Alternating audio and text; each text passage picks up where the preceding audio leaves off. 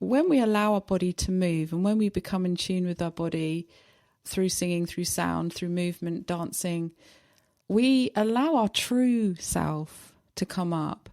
We identify who we are that needs healing, because we can put on so many different hats throughout the day, can't we? The person we are around our kids, the person we are around our parents, the person we are around our partner, the person we are at work, the person we are when we go out and get drunk. You know, we are so many different us's, but who out of all of those people need healing? And if you're just kind of healing one aspect, you've just got one hat on, is that really connecting to everything that needs healing?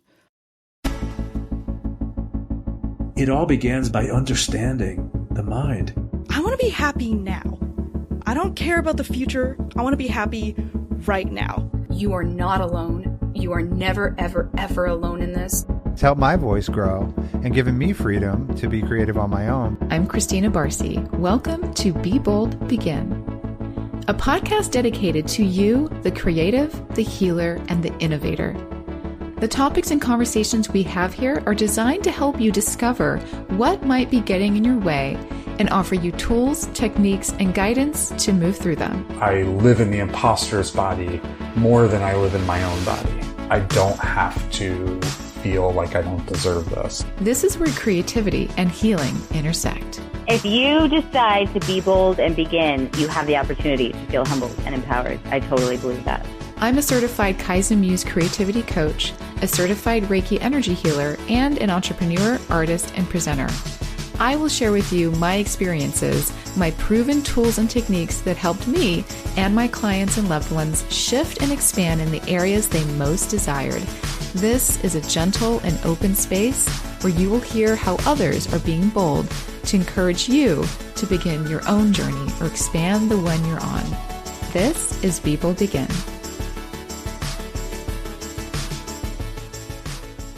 Hi, welcome back. This is Barcy, your host. And if you listened to the intro of this podcast, then you'll hear me say that this is where healing and creativity intersect. My guest today is an empathic healer and artist, and we're going to explore what she calls the healed state, which is also the title of her new book. Her name is Christianne Wolff, and she is an award-winning celebrity trainer, TV presenter, award-winning best-selling author, and CEO of the Body Rescue Plan, and is a healer to the stars. So welcome, Christianne. Oh, thank you so much. Thank you for having me. Thank you for being here.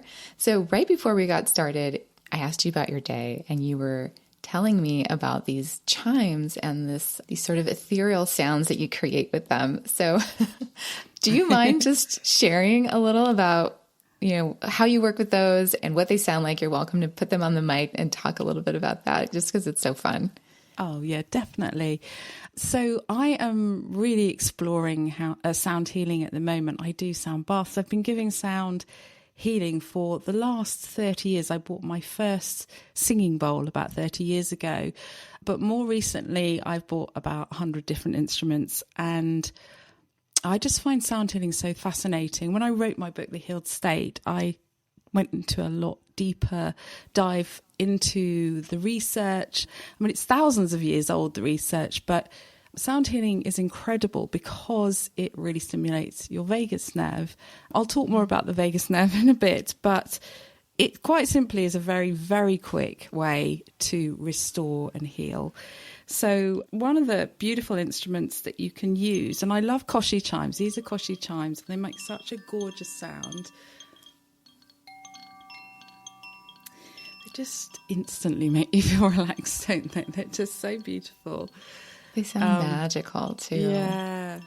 And koshi has 4 different sounds. So they have minor and major sounds. So this one's slightly different.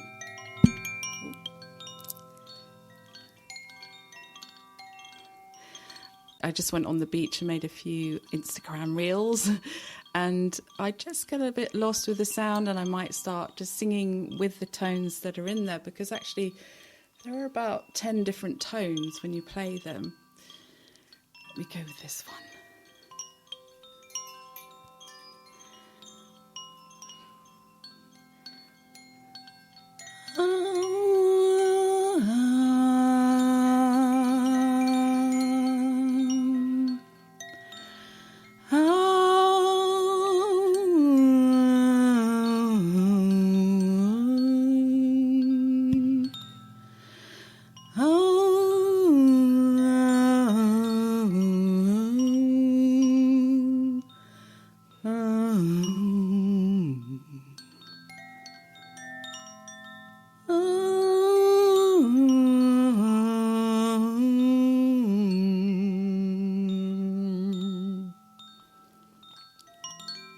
Something like that. That was so lovely. Thank you for that. You're welcome. I wanted to start harmonizing with you. Oh, wow, you should have. I know I should have, and I was overthinking the production side of it. Do you sing then? I dabble. I don't call myself a singer, maybe not quite yet. I do enjoy it quite a bit. The process of it is so healing. Yeah. And whenever I do decide to delve into that and gift myself coaching or something like that where I can work with someone, it always feels so shifting. I feel so many things move in my body, and it truly is a healing experience for me. And it's more about how it feels for me than needing to create a career or perform or, at this point, who knows? Yeah, totally. I'm the same. I'm with you. I really enjoy singing. I haven't created an album or anything like that or sung in a recording studio, but I just enjoy giving sound baths and being very intuitively guided by it. Just the sounds come out. Sometimes they're very primal.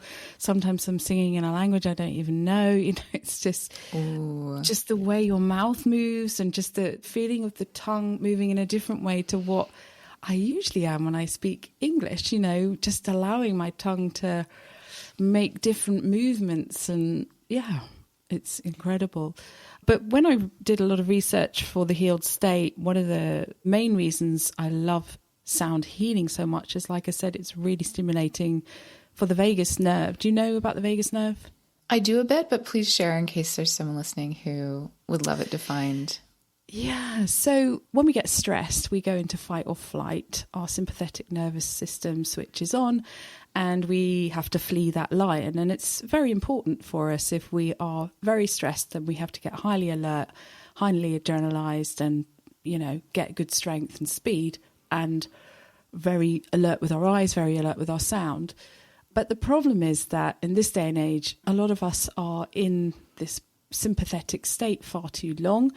We are in a suspended state of stress for far too long and we don't know how to get out of it. And the vagus nerve is the biggest nerve in your body, and the vagus nerve takes you out of being stressed and puts you back into parasympathetic. So your vagus nerve runs from in your head, behind your ears, in the back of your throat, down through your digestive tract. And so when you're in fight or flight, the first things that, because your vagus nerve is no longer working, the first things that go are your digestion. Your heart gets quicker, your digestion isn't as sufficient, your libido goes as well. So allowing really good vagal tone allows you to take you out of fight or flight. And one of the really quick ways of bringing that vagal tone is sound therapy, or just, beautiful sounds, making the sounds in your throat, because the vagus nerve runs through the throat. So just omming and ahhing and singing. Interestingly, what actually takes you into fight or flight is screaming. So those type of sounds are not good. So if you have very tight, and if you talk like that a lot, that can make you in a suspended state of stress as well. Like when we get annoyed, we can sort of start talking really, because everything gets quite tight in our throat. So yeah, all of that really helps. There's lots of things that can stimulate the vagus nerve, but that in particular, I find so quick. Wow. So you mentioned vagus tone, that it has a tone. Can you explain more? My assumption is, and this is what I would love for you to clarify, is that there is a frequency that we're trying to match through sound. Is that what's happening, or is it not necessarily, or some version of that? Oh, well, I love that. But by tone, I mean strength, like a toning of a muscle. Oh, like we're toning our vagus nerve. Yes. Oh, okay, yes. okay. Yeah, but I love that as well, because there definitely would be certain frequencies. I mean, there's definitely a frequency that matches getting into the alpha level. Mm-hmm. So when you're in meditation, the best brain state to be in is alpha. And I can't remember exactly what hertz it is, but it's a certain hertz that if you listen to it, you can get into the alpha level much more quickly. So there's definitely that frequency of sound that can match a type of relaxation. Yeah. Yes, yes. Thank you for clarifying that and delving a little into my nerdum of frequency stuff, because I think it's another way that I'm tracking into that. Speaking of like speeding things up, like ways to kind of hack around, I suppose, tapping into energetic states that we want more of. I think that's a fun way to do it. And I agree, like sound baths, and I love sound baths. I've been craving it so much through COVID and everything, and not being able to go to one during lockdown. So it's lovely to kick this off talking about sound, as most of you know. And in case you don't, Christianne, I have a sound business. I work in podcasting, and everything I do is related to sound. So it's very close to home for myself. And then also how I speak often through this idea of healing through the throat chakra and sound and tones and frequencies and all of that fun stuff. So, well, it's so fascinating because we kind of know all this. Like everything I researched and wrote for my book is stuff we've known for millennia, you know, thousands of years. Religions and spiritual practices have been using this, but the scientific research is coming out now, a long time later. And we integrally know, don't we? We know that if we speak very softly, we can feel sensual. We can feel, you know, aroused. Or if we speak very softly, we can feel very calm and relaxed. And I remember once I broke my ankle when I was teaching yoga in Egypt. And I screamed really loudly because it was quite a severe break. And after the third scream, I just had this kind of intuition to stop screaming. The screaming was actually really making me panicked. And so I started, you know, talking very softly and gently and giving myself some self-assurance there. And that was just completely intuitive. So I think we know this, don't we? But we might not know why. Yeah. Yeah, that's so interesting. And what a great example of just an experience, like I'm sorry that happened. First of all, that sounds very painful. It's okay. It was a long time ago. We have these moments in life that happen like that. And it's how are we showing up in those moments, and how are we adjusting? And are we allowing room to make that shift based on what our body is telling us and our intuitive knowing is telling us? So that's very cool. So I want to dig into that a little bit more overall, just sort of this intuitive knowing, this body somatic healing that is becoming more, at least in my purview. I feel like I'm noticing people talking about it more and incorporating the body in their healing practices and coaching. And it seems that you are doing that as well. Can you share why it is important to talk to ourselves through the body, to use our body in our healing process, and not maybe just working with the mind, let's say? Yeah, such a good question.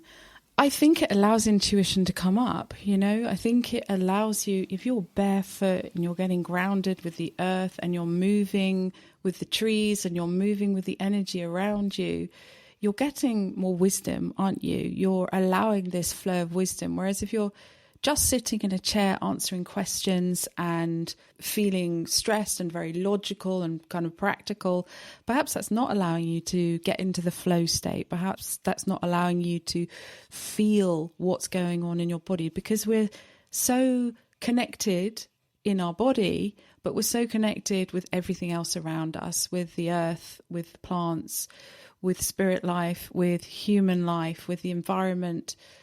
And if we don't connect all those dots together, we're only really healing one part of us. And I think also when we allow our body to move, and when we become in tune with our body through singing, through sound, through movement, dancing, we allow our true self to come up. We identify who we are that needs healing, because we can put on so many different hats throughout the day, can't we? The person we are around our kids, the person we are around our parents, the person we are around our partner, the person we are at work, the person we are when we go out and get drunk. We are so many different us's, but who out of all of those people need healing? And if you're just kind of healing one aspect, you've just got one hat on, is that really connecting to everything that needs healing? Wow, I never heard it said quite that way. Like, which one of us needs the healing? That's so interesting. And thinking of it from that perspective is like allowing room for that to emerge almost is kind of how I'm hearing it. And it feels very gentle and just sort of making space for this true self of us to kind of come out and play and dance and be present and in listening to what that version of us needs. Yeah. The flow state, I mean, I think it allows you to get into the flow state. I write about the flow state quite a lot in my book, and the flow state is such a beautiful state to get into. And it's a state where we're connected, but we're confident. It's a really unusual state to be in, because we are really focused, but we're not focused in an adrenalized, rigid way. We're focused in I'm just allowing everything to work, And yes. Yeah, just I'm opening the doors and it's all going to work. It's all synchronized in the right pattern, and it's all coming up for me. And I've got goosebumps saying it. It's just, it's so beautiful, isn't it? Do you want me to talk more about the flow state? Yeah, I would love to know. So I'm so happy you brought it up in this framework, because a few of my questions are around what I'm realizing is, as you're kind of working in the bubble I wanted to speak within, which to me, nature and creativity create flow state. So I'd love to know more about where you were already headed with the conversation around nature and being in that space and how that helps with flow, if you agree on that.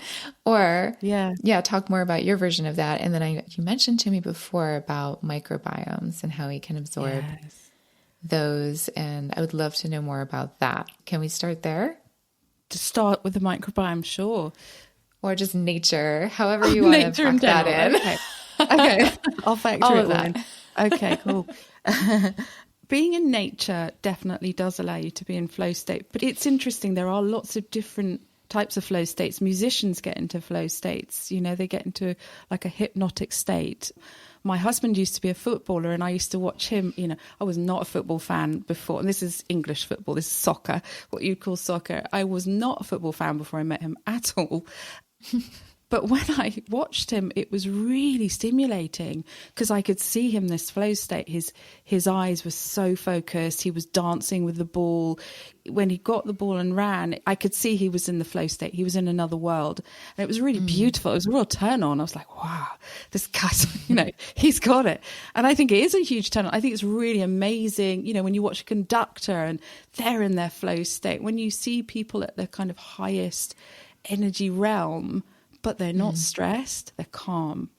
But definitely in the flow state in nature as well, because nature calms you down, and you can't get into the flow state unless you're calm. You can't be highly stressed. So that definitely would help you. I've been in the flow state skiing and wakeboarding, and, and I get there by singing. I just sing, and I sing in rhythm, and then I'm in tune with the earth and in tune with the sky, and my body just knows what to do. And I'm like, okay, you take over.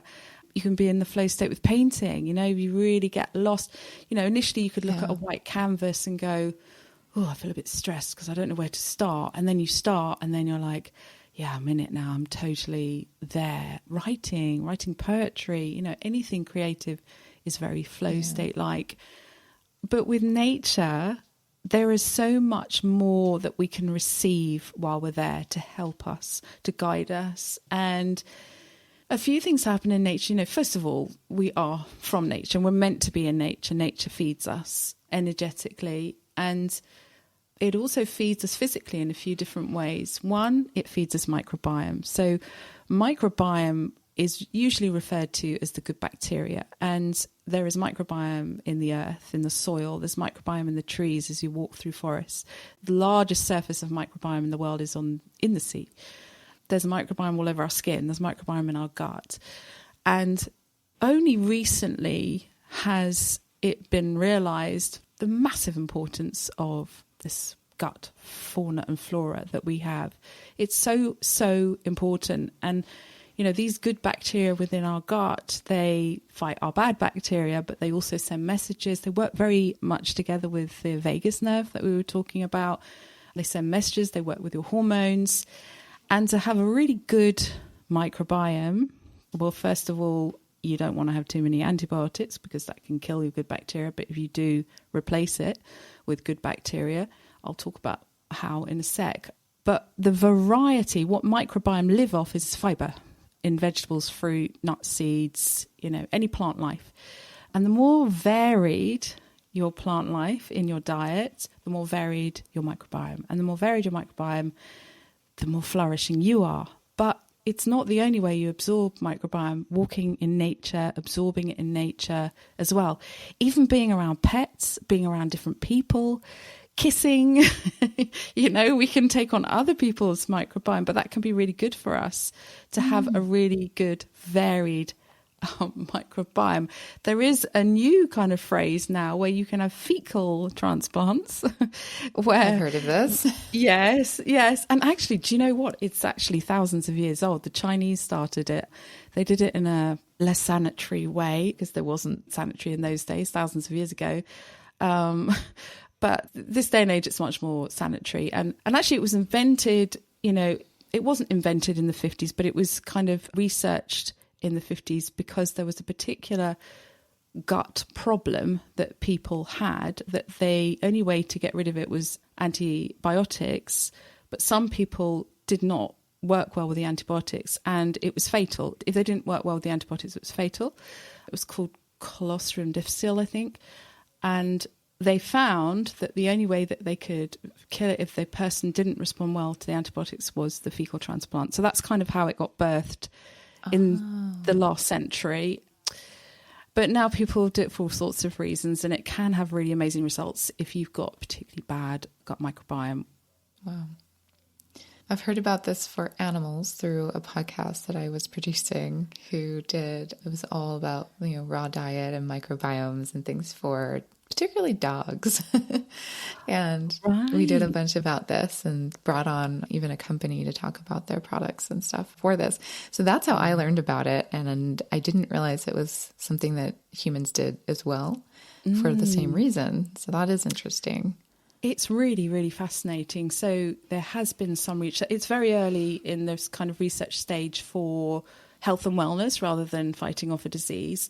But there is some evidence to show that, somebody has very poor microbiome and they get basically the fecal transplant is you're getting someone's poop and you're putting it in a blender and putting it up your bum. And it's, to be very brash about it, but it is done in sanitary conditions in a hospital. But what they have found in the early stages is like some people with obesity who are having the microbiome of somebody who's naturally slim lose weight. This is one, Wow. Yeah, and can get rid of things like IBS and even other symptoms like, more severe diseases are being recorded as potentially improving through the gut microbiome, like type 2 diabetes, for instance. Yeah, it's really fascinating. Wow. So is that a faster way to kind of rebuild a healthy microbiome versus doing it through diet? Or is there a point where there's no coming back? Like with certain diseases in rebuilding your own microbiome, like, do you know that? Yeah, it's a really interesting question. And in fact, I said exactly that in my book. I said, I wonder if these people, because the research I did, I was like, the research doesn't show if they tried the diet first. It would definitely be a quicker way. So if you were at death's door, it would obviously be a quicker way to get there. But anybody can restore their microbiome. And people who've suffered particularly, usually, they've had a lot of stress or they might have had a lot of antibiotics as a child, like I did. I had a lot of antibiotics as a child, so I had to do a lot of work. I had a lot of colonics in my teenage years and then replaced a lot of the good bacteria then. This was in the 80s, so it was quite kind of infantile. But the ways you can get better good bacteria, better good microbiome, is you can either consume the microbiome, so you can consume it in tablet form, get a good probiotic, or you can have it in fermented foods like kefir, kombucha, kimchi, pickles, some live yogurts. So there are certain foods that have the good bacteria in. And then you can feed. So if you do that, you have to feed the good bacteria. You can't just have it and then just go, okay, I'll carry on with my junk food diet. It doesn't work like that because I'll just starve. So you have to feed it fibre. And the best forms of fibre are polyphenol fibre, which I've listed all the polyphenol fibres in my book, but just think fibre. Okay. Like fibre meaning like beans and kale or yeah. So fibre essentially means anything from plant, but the best plant life for fibre is, greens are really good. Vegetables and fruit are the best. Nuts and seeds as well. Beans are very good. You know, fibre, you can also get fibre in bread and cereal, but it's not as good a form as fruit, veg and nuts and seeds. Fabulous. Thank you for that overview. I'm also still not quite understanding how we can absorb it from being in an environment. How does that work? So essentially we absorb it on our skin. We breathe it in. We inhale it in. From nature, do you mean? Yeah. Yeah. So our skin has a lot of good bacteria on, and we can also inhale or ingest as well. Yeah. It's so simple. It's really simple. Well, it is really simple. And this was what I was really trying to get with my book, The Healed State. I wanted it to be every kind of healing facet just to be as simple as possible. Because I know if I tell someone to do something very complicated, they'll just be, I'm already stressed. I don't want to have to, get even more stressed thinking about this really long list of things to do. But just getting into nature is so easy. The other thing that nature has is aromatic compounds that we inhale as well. So it works a little bit like aromatherapy. So that's naturally very calming and relaxing for us to be around. We might not be aware of it, but we feel it. We feel it, and it heals us intensely. Wow.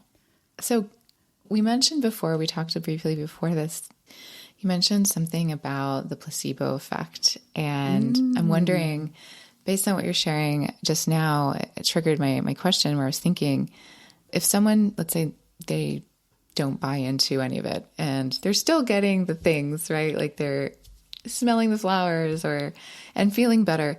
Do we get a bigger impact if we understand what we're participating in? Or is it a milder effect for our healing if we aren't aware? That's such an interesting question.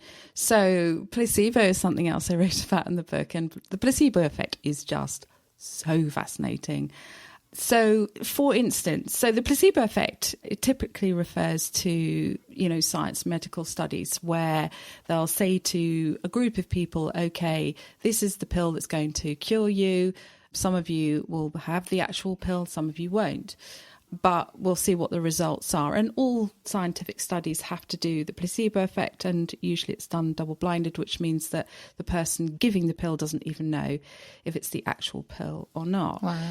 But what's really, really fascinating about the placebo effect is, well, first of all, usually about 40% of the people do respond well.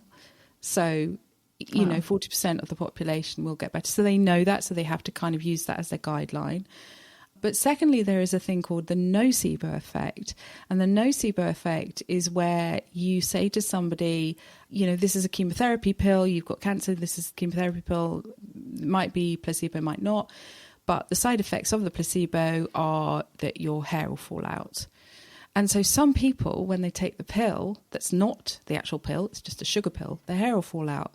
So this is the nocebo effect. So this is believing so strongly that this will cure you, that your hair is going to fall out in the process. And it's not just related to cancer, it's related to every kind of disease, So the question that you started with there, one really interesting study I read about the placebo was that it even works if the doctor says this is the sugar pill.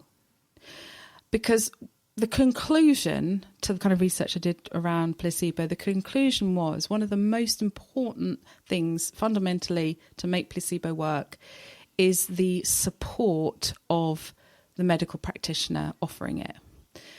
And this all goes down to, kind of swings back to the vagus nerve, because the vagus nerve responds really well when you're safe. So safety is key for switching on the vagus nerve. So if you're in fight or flight, running away from the lion, you're not going to get out of that stress state until you're very sure you're safe. Then when you're safe, your parasympathetic nervous system switches back on again. Your vagus nerve drops in, and then everything functions normally again. So, sorry, I'm going through lots of swing and roundabout here, but it will make sense. So placebo then works well if you feel safe, you know? So if I was to say to you, you're going to feel better in my presence just by being with me because you're safe, you're more likely to respond better. So yes, I think you probably would respond quicker if I was to say to you that plant's going to heal you, but it still works in any case. Wow. Thank you for that. I was suspecting that might be the answer, but it's good to know that these things work without our full awareness as well. Yeah. So we can still walk around and enjoy these things and not have to completely buy into them. For those of us that are maybe more skeptic or not super ready, or at a different point in life where it's not on the forefront of what we're doing. So it's just a good thing to know. Yeah, I mean, I think if you, like I said with the nocebo effect, I think if you were to say, I know that I hate nature and I can't stand being near it, I think you're far more likely to not allow it to work with you because you're putting a block to it. Yeah. Right. And some people do hate nature. You know, some people can't stand creepy crawlies and getting a bit dirty and, you know. Yeah, I know a few people this way and it's fine. And, you know, it's interesting though. And I don't find them particularly blocked in lots of areas of their life. It's just this one thing that they're not super comfortable in. So I find that interesting too. And I was actually thinking of them when I asked the question. Right. Well, a few houseplants can help. That's good to know. Yeah, we have lots of, my partner is very nurturing when it comes to everything, but he likes to grow things and take care of things. And so we have lots and lots of plants that he takes care of. He's been very healing in my life. I'm sure after this episode, I'll think about it even more, realizing how many areas he's affected in those ways that I'm maybe not even completely aware of yet because of these little things that we're surrounded with. And safety is a huge one, being able to surrender and feel like I can just, you know, exhale and not have to put on one of the layers, you know. Definitely. Yeah, definitely. Very healing. Wow. Thank you for that. I wanted to hear a little bit about your story because you have an interesting story that involves an octopus and your grandmother. Yes.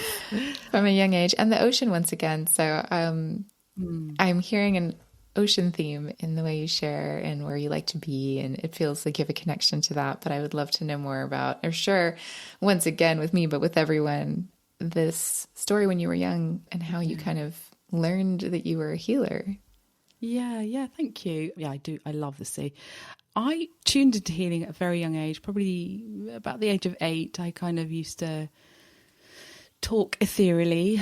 But when I was a teenager, I was staying with my granny. She had a house in Portugal, a holiday home she used to stay in with for a few months a year. And I was on holiday with her, and she had a book called The Naked Ape by Desmond Morris. It's a really old book, and it's a really amazing book about how animals behave differently in captivity to in the wild.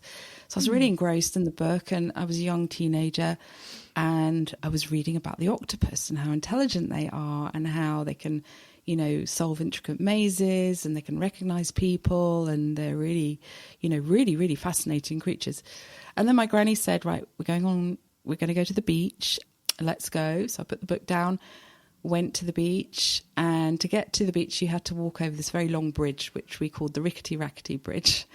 And underneath the bridge was the Rio Famosa. It's like this beautiful river to get to the beach. And as I was walking over it, there was an octopus underneath me. And I was like, oh my God, I've just read about this octopus. I've never seen an octopus before, certainly not in this kind of tidal river. And, you know, it wasn't supposed to be there. But anyway, I got really excited and I was telling everyone on the bridge, wow, look. I was telling my granny, she was like, oh, this is amazing, amazing. And then I was in a kind of euphoric state, and this guy jumped off the bridge, got a branch, bopped it on the head, and that was his dinner.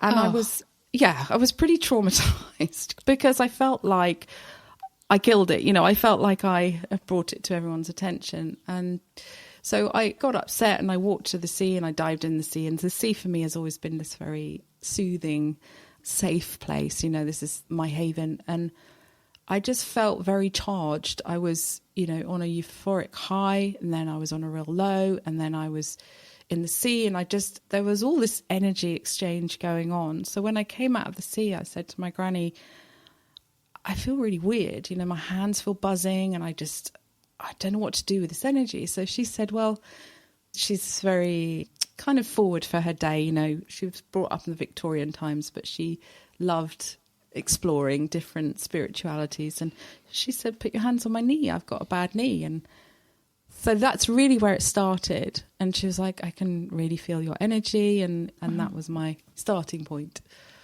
Wow. And did it help her?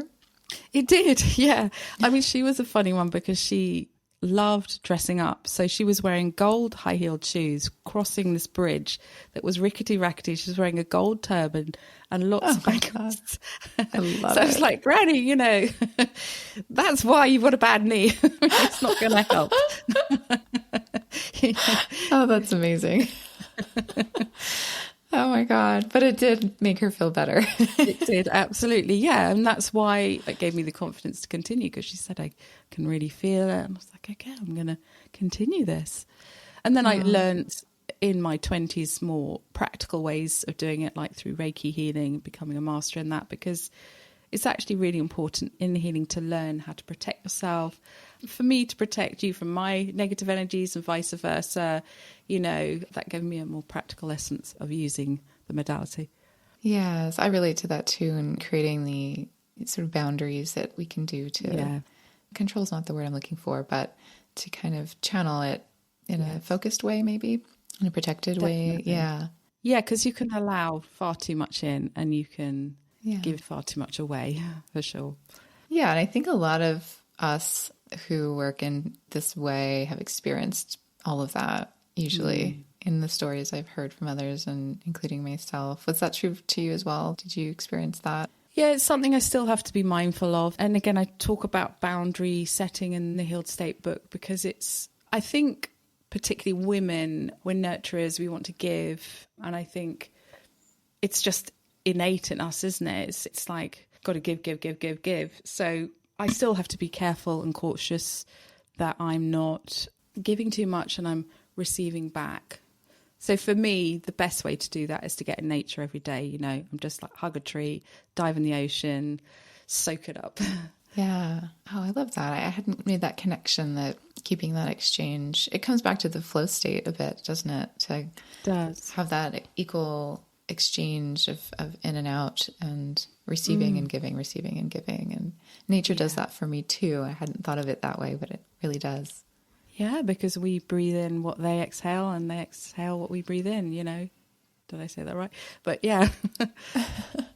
Yeah, it truly reminds me of the connection that we have, and with everything, like you mentioned at the beginning, and flow state to me is so connected to nature because of the exchange. I think that's what I was trying to say earlier, is this sort of giving and receiving that we get when we can connect with a part of the ecosystem that we are all connected to. And it reminds me that it's available. I can watch my tree produce fruit and know confidently that it will do so.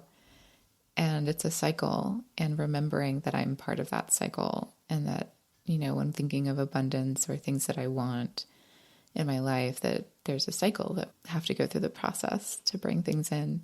It's a lovely reminder to me too, to just plug in to the reality of the cycle that we're all a part of and connected to. Yeah, that's so beautiful. And it's such a nice way of thinking about it sort of seasonally, because we can often want things sped up, can't we? Oh, I want that faster.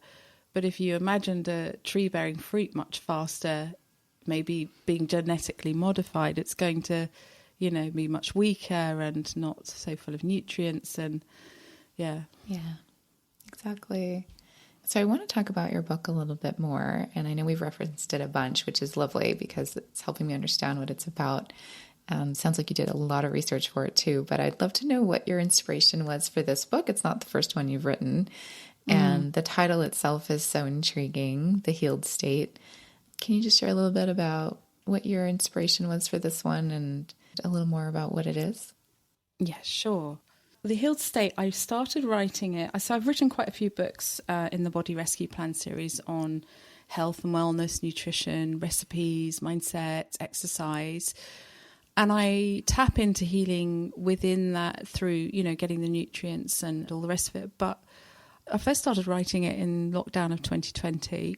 And I just saw, as we all did, the world just go crazy. There was such polarity of opinions, and people were sort of really strong in their conviction of this is the right way, no, this is the right way. And a lot of people were getting sick, not because of COVID, but because of the way that they were thinking, so their fear, or just their lifestyle. Everyone kind of forgot that they've got this incredible healing vessel. And I shouldn't say everyone, but a lot of people, I felt it a lot around me and on the internet and in all other countries that I was looking at. I was just like, okay, I really want to write a book that helps remind people of their core essence of their healing and how to get it easily and quickly and simply and, with no stress. So that was really the starting point. But my online business did really well in 2020 because everyone was online. I wrote it very, very slowly. I just did lots and lots of research for 2 years. And then in the last year, then I was full guns blazing and putting it all together. Wow. Yeah, so noticing the same things. And I restarted this podcast during that time as well to try to create safe space and healing space and some resources. And the conversation changed a little bit from when I first launched it in 2018. So I relate to that, that inspiration quite a bit. And I'm still seeing people close to me really suffering in this way because of the aftermath, almost like just coming out of the most intensified version of this COVID experience, which is not over. It's just changing. But I'm seeing a lot of people getting diagnosed with things.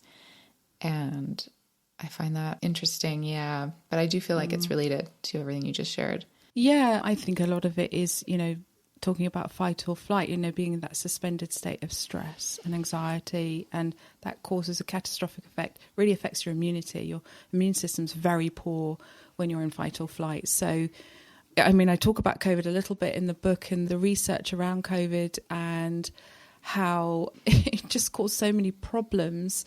Park COVID to one side, so many other health problems, mental health, physical health, digestive health, skin issues, just so many different things happened as a consequence of the stress. Exactly. I think a lot of us who are experiencing that now are just now getting forced to pay attention to the stress that they've sort of regulated to. I'm hearing a lot of people that can't seem to get a diagnosis because they can't figure out what's wrong with them. I feel like that is definitely related to what you're sharing, because sometimes you can't put your finger on why things are painful if it's just related to lifestyle or, the way you've gotten used to living each day. Yeah. It's a number of things, isn't it? It's a huge impact on your nervous system, so that can have a catastrophic effect. And one of my friends got autoimmune disease from it, Mine too. Yeah, really. But also the lifestyle. So, one of the reasons my business did so well in 2020, I was saying everyone was online, was because also people were living at home. They were drinking far more alcohol. They were binging on lots more junk food. because they were in the stress. So it was a lifestyle thing as well. Right. Yes. There's so many things to factor in. Yeah. This could be a whole nother podcast episode, Yeah. but yeah, it's worth touching on though, I think.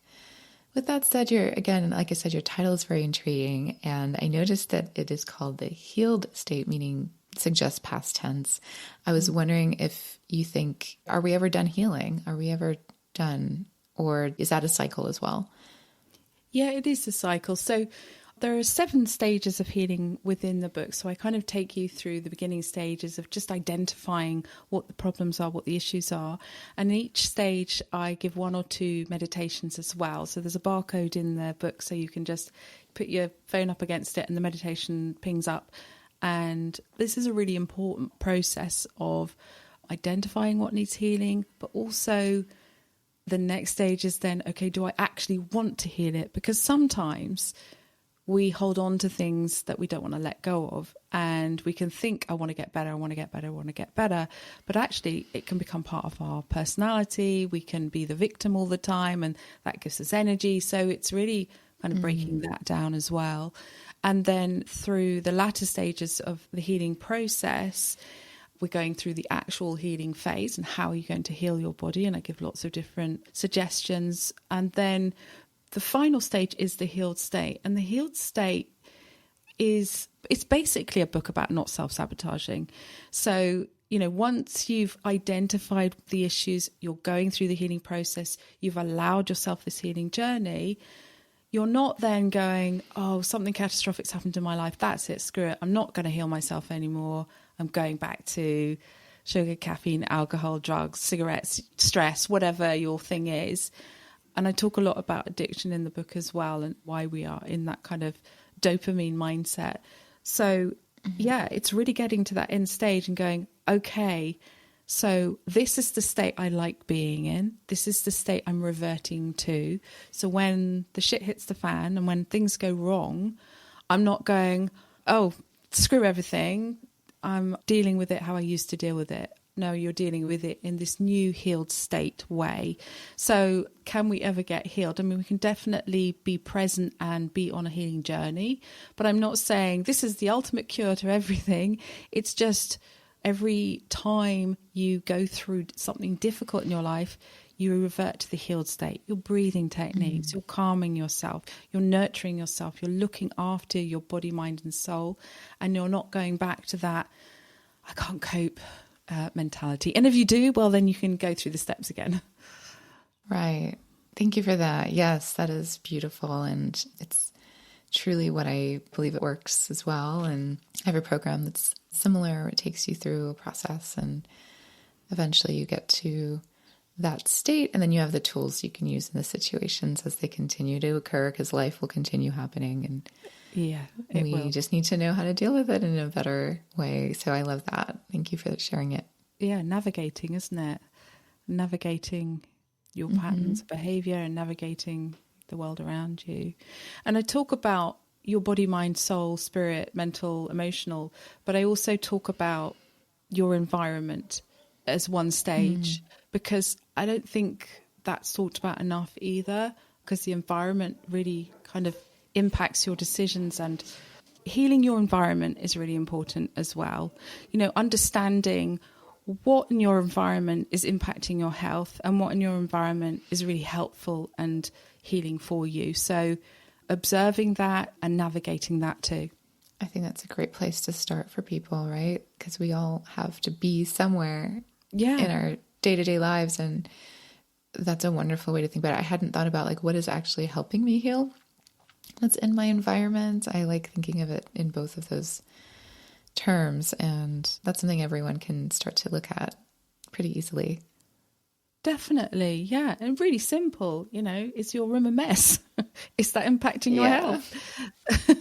Do things smell nice or do things not smell nice? It can be very simple. Yeah, totally. I love that. If there was one thing that you would want the listener to understand from our conversation today, what would you want that to be? That healing your body is a choice. And you can wake up each morning and choose to be the victim, choose to have a bad day, choose to see the worst in everything, choose to look at everything that's attacking you as a way of never being able to get out of your rut. Or you can wake up in the morning and have that choice. Today I choose to heal myself. Today I make the choices towards that healing. Today I choose foods that heal me. Today I choose to talk to people that heal me. Today I choose to be around nature that heals me. Today I choose to breathe deeply and work with myself and everything around me towards healing. It's a choice. Every decision you make goes towards healing or not. Beautiful. I love that. We're always in control in that way. Like we get to decide. We do get to decide. And when we don't heal ourselves is when we're in a reactive state. You know, we're reacting, we're not acting. So we can change that. We can change that without getting into that reactionary state, that sort of red hot mist, that explosion. We can work with that through meditation, through just working through with the subconscious mind more, through breath, just taking a deep breath. That all stops that reactive state. Again, so simple. Yeah, it really is. Yeah, the tools are there. And I love that we all just have them. It's just about awareness, access, understanding, choosing. Yeah. Yeah. The thing that the Healed State, my book, allows is to heighten all your senses. And I think that people typically are not healing their bodies when they are really dull in their senses. And what dulls your senses is, you know, the typical kind of junk foods and high stress environments. So if you can wake up each morning and just notice the colours around you and notice the beautiful aromas and just see beauty around you, you know, just, oh, wow, that colour green is really stunning against that other colour green. Mm-hmm. There's so many different variations of green. Do we notice that? Do we take time to pluck it? And the audible sounds of the birds singing or you singing, you know. And so with the book, I have made it really, really beautiful, really colourful. There's lots of images in there. We spent actually 8 months designing it because I wanted it to feel like you're being healed just by opening it, just absorbing the colours. And then with the meditations, that's helping you with the sound as well. Oh, how beautiful. I love that. That would work for me. I love books that have that feeling that I just want to carry them around with me. I don't even need to open them sometimes. It's just nice to have that sensory experience with it too. So that's very thoughtful. Well, it's like, I mean, you know, when you were a child and you had your favourite book, and even now as an adult, if you look at those favourite books with those beautiful images, it lifts you, doesn't it? It makes you feel good. It makes you remember a beautiful time when you were absorbing all those stories. And I wanted it to feel like that, almost like a children's book, but an adult version. Yeah, I think that's always a win when we can tap into that part of ourselves that was just navigating through joy. Mm-hmm. Yeah, that's so lovely. We need more of those tools as adults. So I always appreciate that. And what you just shared is so mindful as well. And just noticing, being present and being able to notice the little things around us that are really sweet and gentle and serving us, and just also being present, you know, colors are just being present. The birds are just being present. And again, connecting to that can be very mindful and bring us back into the moment. And when we're in the moment, then we aren't really tapping in as much to the stress. The future or the past sort of brings stress in a way that the present doesn't seem to. So yeah, that's a great way. Yeah, living for the moment. I mean, we continually think about the future. If we are in future all the time, we're stressed, aren't we? And if we're in past all the time, we quite often are stressed as well. So being present is a very quick way of de-stressing. Just, I'm here, I'm noticing everything beautiful around me, just the feel of this dress I'm wearing, just really bringing yourself back to your senses. Yeah, exactly. Thank you. So how can we connect with you? Thank you. My website's thebodyrescueplan.com, and you can connect with me there. I'm on Instagram as well under the Body Rescue Plan or the Healed State, and Facebook and all those places. But you've got a link, haven't you, if people want to get the Healed State book? Yeah. Yeah, Yes. We'll put all of that in the show notes as always with clickable links so they can easily order your book and see what you have to offer on your website and all of the wonderful things that you're creating. So thank you so much, Christianne, for joining me and having this lovely conversation. Oh, I've really, really enjoyed it. Thank you so much. Thank you.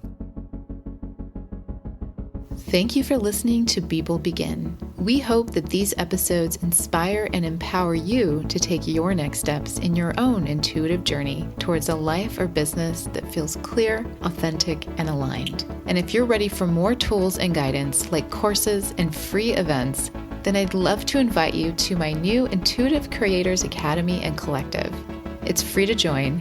Just follow the link in the show notes and remember to DM me once you get there to receive a special gift for being a listener of People Begin. I'll look forward to seeing you there.